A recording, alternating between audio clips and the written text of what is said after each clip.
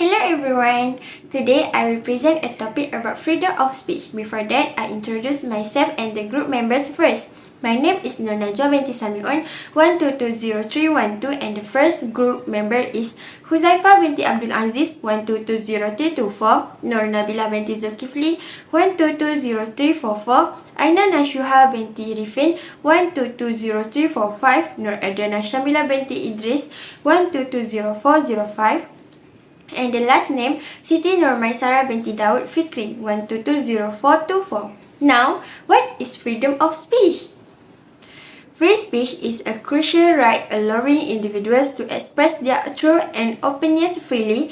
It is distinct from hate speech, which abuse this freedom to harm others or incite violence. Legal frameworks and societal values place limits on free speech to prevent harm and maintain public order. This balance can lead to conflicts and debates about personal authority, credibility, and the interpretation of free speech within different ideological and cultural contexts. ظهور الإسلام أولا تشجيع المعرفة والاستفسار. يشجع الإسلام على السعي وراء المعرفة والحق، كما يؤكد القرآن والحديث حتى في وجه الشدائد. It means the Quran and Hadith emphasize the importance of seeking knowledge and speaking the truth, even in the face of adversity. ثانيا هد من الكلام الضار. حرية التعبير تقدر ولكنها ليست مطلقة في الإسلام. الكلام الذي يدور الآخرين، ينشر الأكاذيب، يرد على الإنف أو يشجع على الفسق غير مشجع. يحذر القرآن من الافتراء والغيبة ونشر التهم الباطلة. ثالثا الاحترام والوقاية. يشجع الإسلام الحوار المحترم والبناء، تقيد الإهانات والتجديف والكلام الذي يزرع الفتنة للحفاظ على الوئام الاجتماعي. رابعا العدالة والمساءلة. التحدث الضاد. الظلم مشجع في الإسلام. يدعو القرآن إلى الوقوف بحزم من أجل العدالة والتحدث ضد الظلم والطغيان. It means the Quran calls for Muslims to stand firmly for justice and to speak against oppression. خامسا الحرية في إطار الشريعة. حرية التعبير في الإسلام تعمل ضمن حدود الشريعة وتحمي حقوق الفرد مع الحفاظ على النظام الاجتماعي والسلوك الأخلاقي. Boundaries set by Sharia Islamic law, which aims to protect individual rights while maintaining social order and moral conduct.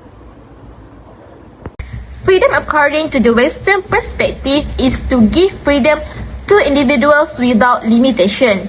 Refers to the Western version of the social construct that display materialistic social development theories that are free from religious guidelines.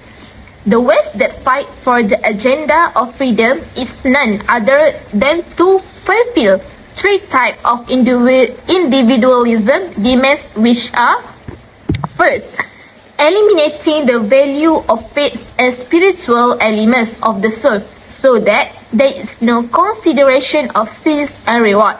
Second, fighting for human will absolutely regardless of religious rules. And third, only thinking about self-satisfaction without taking into account that violation of the principle and concept of right as a whole. So that these three agendas will destroy human life and even destroy the nations and the country.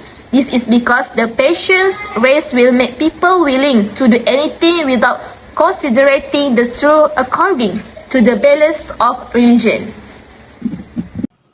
Now, I will explain the differences between Islamic and Western perspective of freedom of speech. Freedom of speech are very important to Islam and Western. This is because they can voice their opinions for something or uphold something that is true. Firstly, from Islamic perspective, freedom of speech has to in line with Islam values like truth, justice, and societal harmony. While from Western perspective, freedom of speech are assumed as human rights that guarantee from laws like First Amendment, and freedom of speech also assumed as democracy needed to discussion and community development. Second, Islamic perspective emphasize social responsibility in freedom of speech. Speech that can cause division or instability social are not allowed. For example, like spreading fake news and gossiping about others are seen in Islam. While from Western perspective, freedom of speech are appreciated, there are limitations imposed to protect public safety and to avoid violence. Lastly, scholars and rulers are playing a main role in controlling freedom of speech in Islamic perspective. It is because to make sure there are no opposite with Islamic principles, while Western are encouraging many thoughts and freedom to voicing a different opinion without being punished from authorities. Next, we move to advantage and disadvantage of freedom of speech. For advantages, first of all, a strong democracy, the right to freedom of speech allows citizens to voice their opinion, fight for their right, and participate in the democratic process. Second, innovation and change. Freedom of speech allows society to present new ideas, spark innovation, and drive positive change in society. Third, government control. The public can use freedom of speech to monitor the government, scrutinize policies, and demand accountability. For disadvantage, first, spreading false information, freedom of speech can be used to spread false or misleading information that can harm society.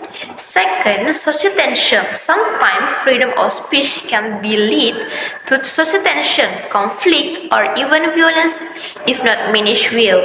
Third, violation of privacy and security. The freedom of speech can also be used to violate individual privacy or national security. Next, conclusion. Freedom of expression is a crucial aspect of democracy and individual voice, and the state must ensure equal rights for all citizens and non-residents. However, freedom often involves conflict of interest and contravenes Islamic principles. The Malaysian Federal Constitution grants freedom of expression to citizens, excluding non-residents. The right to free speech should be limited to respect others' reputations and public safety. Regulations have been developed to address these concerns while considering Islamic perspective on freedom of thought, essential to eliminate bias and maintain trust in the legal framework.